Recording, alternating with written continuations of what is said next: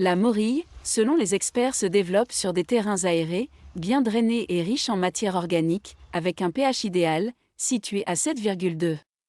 Ceci correspond à un pH neutre, voire légèrement alcalin. C'est pourquoi il est important de comprendre son environnement et d'observer la nature. Il existe des plantes dites neutroclines, qui poussent justement sur des sols à pH neutre, voire légèrement basique. Voici la liste complète de ces plantes neutroclines, juste après le générique.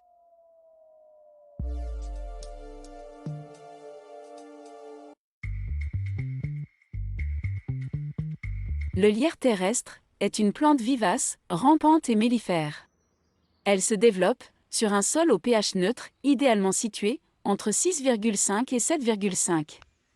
Ses feuilles sont en forme de rein, de couleur verte claire, et ses fleurs sont violettes. Le forbe des bois est une plante vivace et rustique qui mesure entre 30 et 80 cm. Elle a besoin d'un sol au pH neutre, bien drainé et légèrement humide, comme la morille. On la reconnaît bien grâce à sa tige rouge à la base, ses feuilles vertes en forme de rosette. Sa sève est bleue, irritante et toxique. La primevère à caules ou primevère des jardins annonce le printemps. C'est une plante à pédicelle, souvent de couleur jaune soufre. Elle est facilement reconnaissable, ses feuilles et ses fleurs sont comestibles. Elle pousse souvent à proximité de la morille. La mercuriale vivace demande un sol légèrement acide à neutre, soit un pH de 6 à 7 environ. C'est une plante herbacée que vous pouvez trouver dans des lieux frais et ombragés, dans les sous-bois.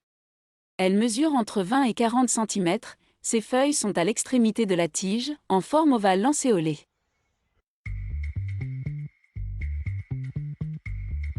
La pervenche bleue demande un sol à pH idéalement neutre. La petite pervenche est une plante herbacée vivace appartenant à la famille Taposinaceae. Elle est extrêmement rustique, elle est rampante et fait de jolies fleurs blanches ou bleues.